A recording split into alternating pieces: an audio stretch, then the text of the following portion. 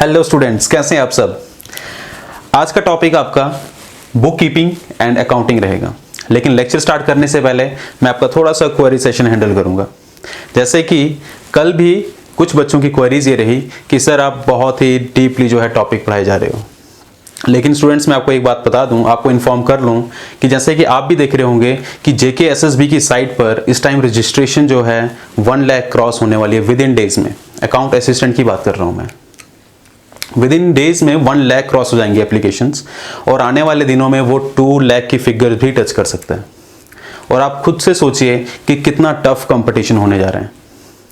इसलिए guys, deeply जाने से आप ही लोगों का बेनिफिट है। जितना गहराई में जाके हम इस सब्जेक्ट को पढ़ेंगे उतना अच्छा आप स्कोर भी कर पाएंगे।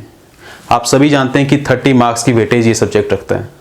अगर आप भी 1 लाइन को क्रैम करके चले जाते हैं और वहाँ पर अगर आपको कोई बहुत ही अंदर डीपली कोई क्वेश्चन आ जाए तो फिर आप वहाँ पर उसको आंसरिंग नहीं कर पाएंगे। तो अगर कंपटीशन में रहना है तो आपको इस ढंग से पढ़ना ही पड़ेगा।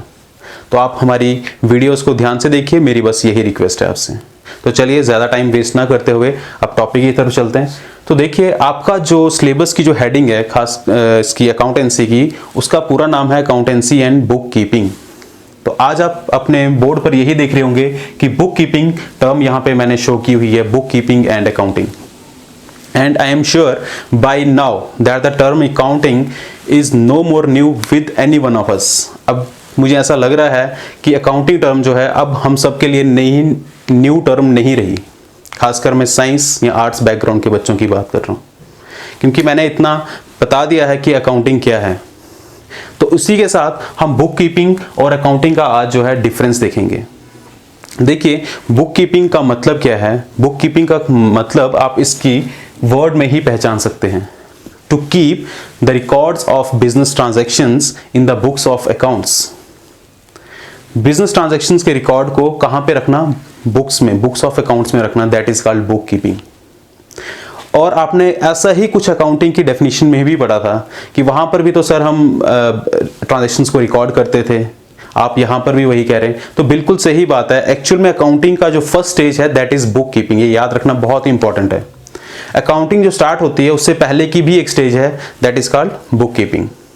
और अगर आपको इतना क्लियर हो गया कि अकाउंटिंग से पहले की स्टेज बुक कीपिंग है, तो जाहिर सी बात आपको डिफरेंसेस भी इसके बहुत ही इजीली अंडरस्टैंड हो जाएंगे, क्योंकि वही है जो आप अकाउंटिंग में पढ़ चुके हैं, लेकिन थोड़ा सा इससे पीछे आना है और आप जो है पूरा कंसेप्ट जो है क्रिस्टल क्लियर हो जाएगा आपको। तो चलिए देखिए, सबसे पहले मैंने बुक कीपिंग में की एरिया लिखा हुआ है, और वही point identifying, measuring, recording and classifying. That's it. कहां तक मैं बात कर रहा हूं? ट्रांजैक्शंस को आइडेंटिफाई करना। मेजरिंग मींस उसको मॉनेटरी टर्म में मेजर करना। मैंने आपको कहा था कि कौन सी ट्रांजैक्शन जो है रिकॉर्ड की जाती है अकाउंट्स में या अकाउंटिंग में, दैट इज फाइनेंशियल या मॉनेटरी ट्रांजैक्शंस। तो आइडेंटिफाई करने के बाद वो उन ट्रांजैक्शन को किस में मेजर करना है? मनी फॉर्म में। देन उन ट्रांजैक्शंस को रिकॉर्ड करना, और रिकॉर्डिंग का मैंने बताया हुआ आपको कि रिकॉर्डिंग कहां पर होती है? जर्नल में। एंड देन लास्ट स्टेप है बुक कीपिंग का classifying events of financial character, और लास्ट में आपने उन ट्रांजैक्शंस को क्लासिफाई भी करना है। क्लासिफाइंग याद रखना, similar nature of transactions they are recorded under the one head and that head is called ledger. Okay, तो कहने का मतलब है बुक कीपिंग कहां पे जाके खत्म हो जाती है? लेजर तक।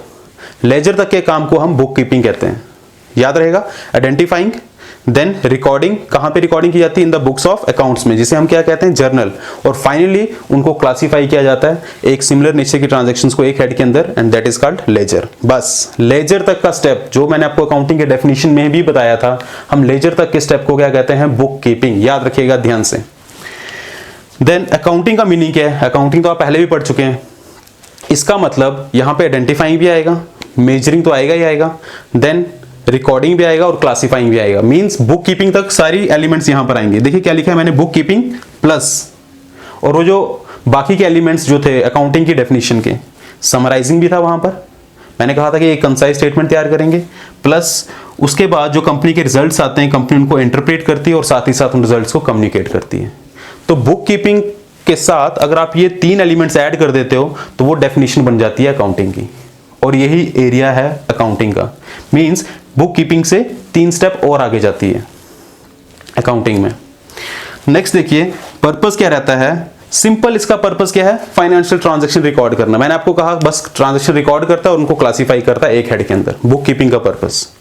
लेकिन अकाउंटिंग का जो मेन पर्पस है that is to find the financial results and the financial position of the business. Financial result means company का या किसी बिजनेस ऑर्गेनाइजेशन का प्रॉफिट या लॉस कितना है, रिजल्ट्स। और फाइनेंशियल पोजीशन मतलब कंपनी के कितने उधार हैं और कंपनी के पास कितने अपने रिसोर्सेज हैं। ठीक है, ये जानकारी हमें कहां से पता चलती है? फाइनेंशियल अकाउंटिंग से। और बुक कीपिंग सिर्फ रिकॉर्डिंग तक ही सीमित है। ठीक है गाइस, और जो फाइनल रिजल्ट्स हैं या फाइनल पोजीशन जो बताता है बिजनेस की, वो कौन बताता है? अकाउंटिंग। चलिए नेक्स्ट डिफरेंस पे आते हैं। परफॉर्म्ड बाय, देखिए क्या लिखा है मैंने, लोअर लेवल स्टाफ, और अकाउंटिंग के अंदर लिखा हुआ है मैंने higher level staff. Lower level के क्लर्क जो होते हैं वो आराम से रिकॉर्डिंग तक का काम कर सकते हैं, यानी कि बुक कीपिंग का काम जो है लोअर लेवल के क्लर्क्स जो हैं वो बहुत ही ईजिली कर सकते हैं। और जो अकाउंटिंग का काम है इसके लिए आपको स्पेशलाइज्ड लोग चाहिए, हायर लेवल के, जिनको हायर लेवल का नॉलेज हो और हायर लेवल का स्किल हो, वही लोग जो है अकाउंटिंग का काम कर सकते हैं। क्योंकि यहाँ पर इंटरप्रिटेशन की जाती है और इंटरप्रिटेशन एक लोअर लेवल का क्लर्क जो है नहीं कर सकता है। ओके, यहाँ पे रिजल्ट्स कम्युनिकेट करने पड़ते हैं और एक लोअर डिवीजन का क्लर्क जो है रिजल्ट्स को कम्युनिकेट नहीं कर सकता है। ठीक है, तो याद रखना बहुत ही इंपॉर्टेंट पॉइंट है कि बुक कीपिंग को कौन परफॉर्म करता है, यानी कि ये काम कौन करता है? लोअर लेवल का स्टाफ। ठीक है, और अकाउंटिंग का काम कौन करता है? हायर लेवल का स्टाफ। ठीक, चलिए अब लास्ट पॉइंट देखते हैं। तो लास्ट पॉइंट मैंने जो लिखा हुआ है that is specialisation. Book keeping में मैंने आपको बताया कि बुक कीपिंग का जो काम है वो लोअर लेवल के क्लर्क जो है इजिली परफॉर्म कर सकते हैं, इसलिए बुक कीपिंग के लिए आपको किसी स्पेशलाइज्ड नॉलेज की जरूरत नहीं है। तो मैंने सामने लिखा हुआ है there is no need of specialised knowledge of accounts. लेकिन आप अकाउंटिंग में देखिए, accounting demand specialised knowledge of accounting rules and principles. Accounting का फंक्शन परफॉर्म करने के लिए एक पर्सन के अंदर नॉलेज और स्किल होना चाहिए। नॉलेज किसका होना चाहिए? रूल्स, अकाउंटिंग के रूल्स और अकाउंटिंग के प्रिंसिपल्स का, जो हम आगे आने वाले लेक्चर्स में पढ़ेंगे कि अकाउंटिंग के रूल्स और अकाउंटिंग के प्रिंसिपल्स क्या है। जब तक आप ये अकाउंटिंग के रूल्स और प्रिंसिपल नहीं जानेंगे तब तक आप अकाउंटिंग का फंक्शन परफॉर्म नहीं कर सकते हैं। इसलिए ये देखिए दोनों पॉइंट जो है इंटरलिंक्ड है।